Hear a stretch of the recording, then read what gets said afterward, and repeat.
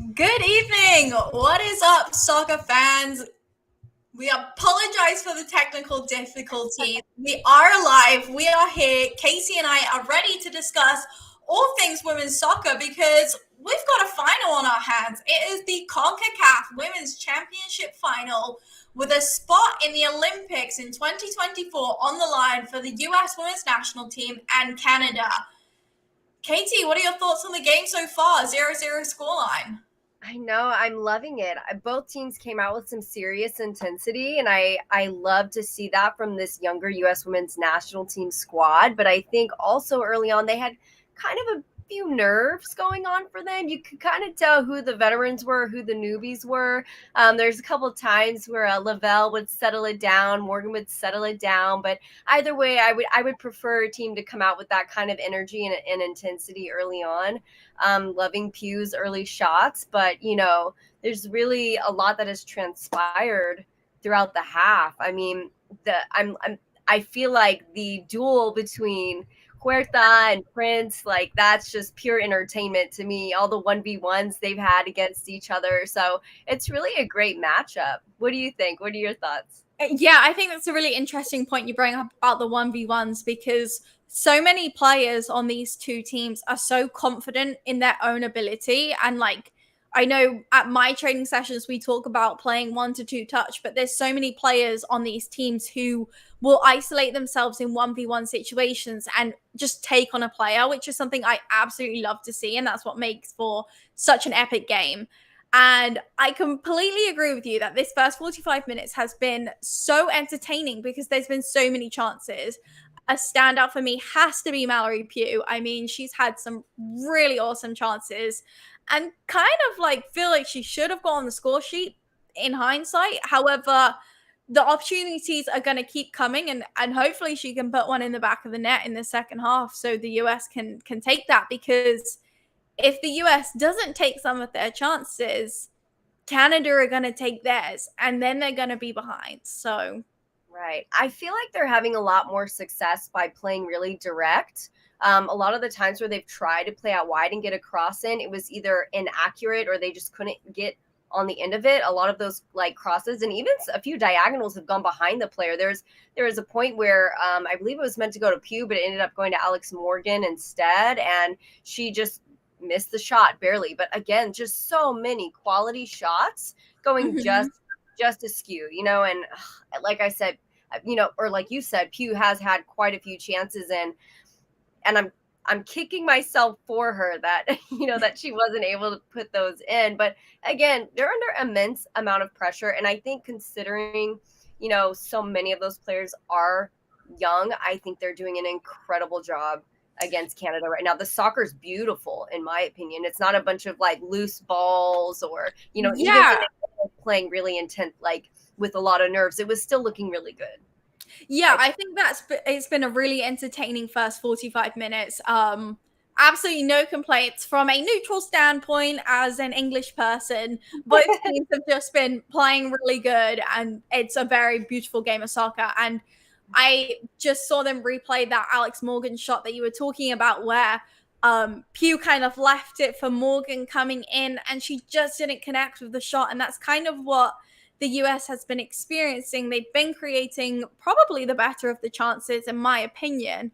But I think after the first 20 minutes, it was something like 5 shots to the US and 4 to Canada. So the chances are falling for Canada too. And like I say, I think whoever's going to get this next goal or this first opening goal is going to be crucial because they're going to get that momentum and they're going to run with it. So it's going to be really interesting to see. And then another goal opportunity I want to talk about is that Sophia Smith one that we just saw on this. Like Katie and I had both joined in our little studio before we went live, before all the technical difficulties.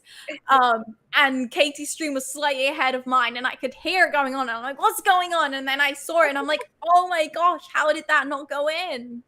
Yeah, I felt like that was a collective and you've been there before. We've both been there where like everybody just has to throw their body on the ball. Even if you're not a keeper, you're going to block it with literally any body part other than your arms, right? And so I think that's kind of what happened. They were able to just kind of get in there and sandwich the ball, body out.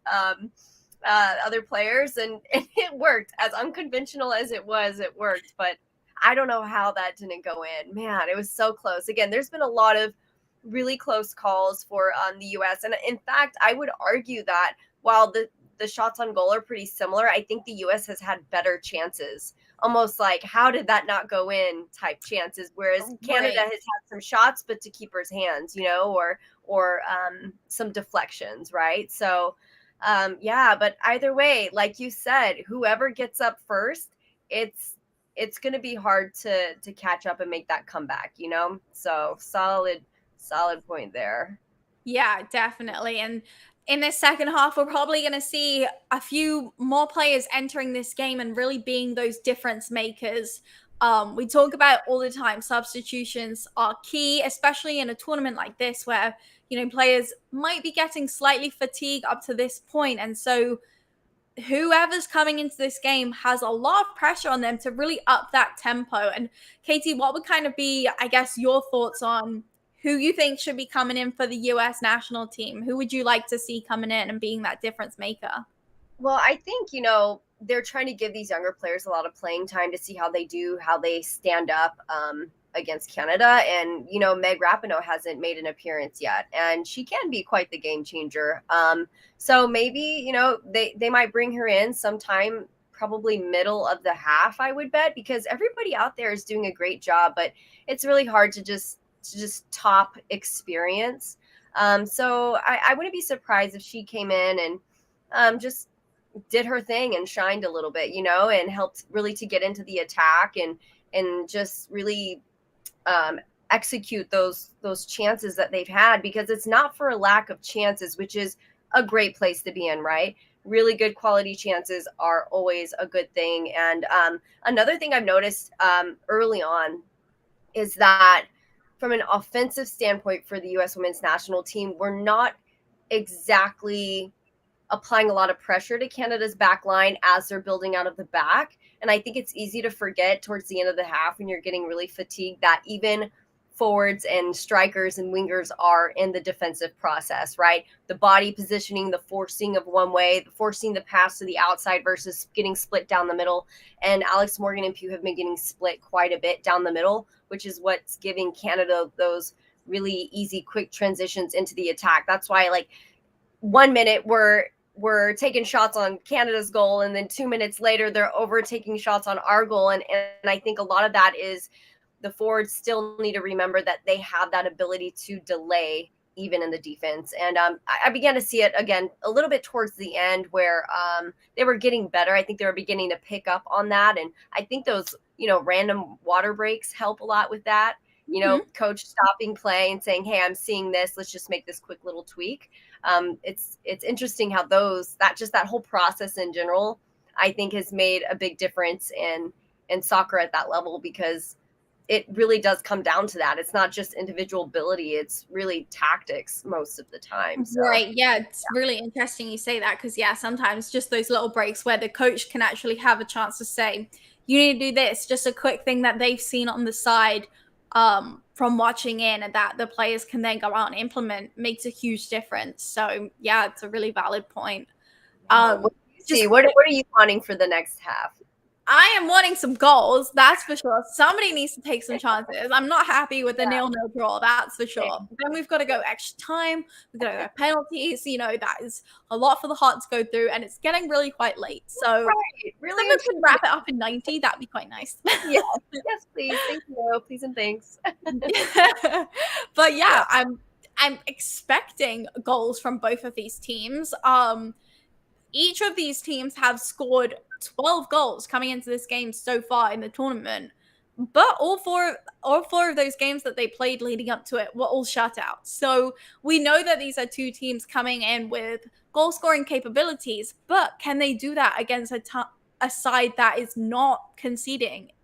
That's the question. That they're equivalent, like they really are. Honestly, let me read you some of these stats that I'm seeing. So in the semifinal, the US beat Costa Rica 3-0.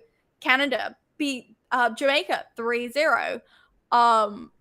The US has 3 players with multiple goals in the tournament: Alex Morgan, Sophia Smith, and Christy Mewis. And then Canada has 2: Julia Grosso and Jessie Fleming.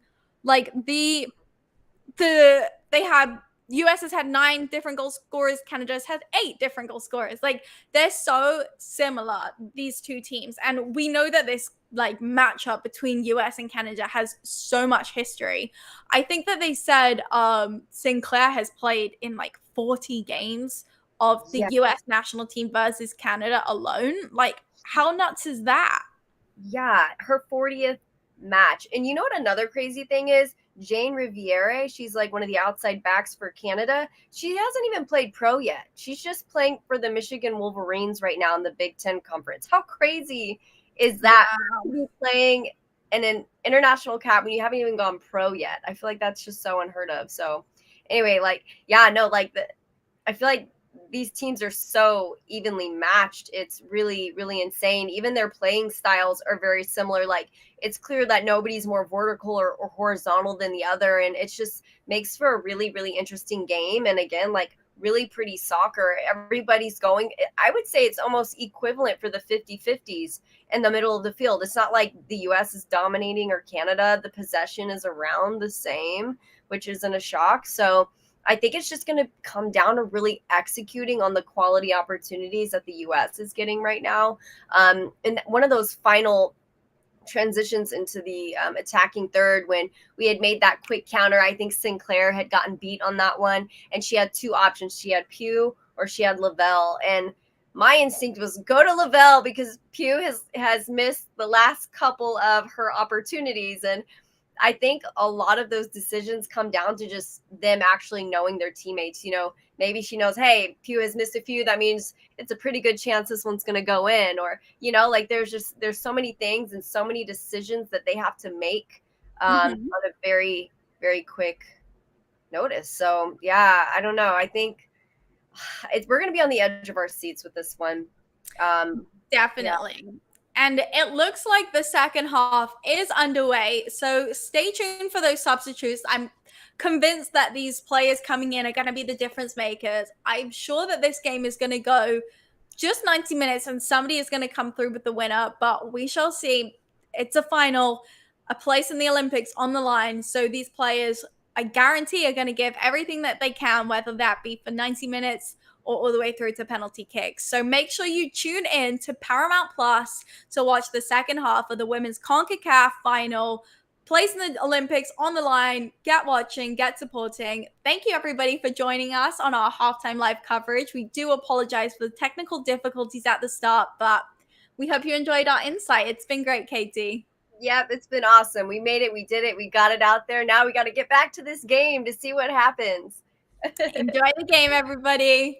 Bye, guys. Bye.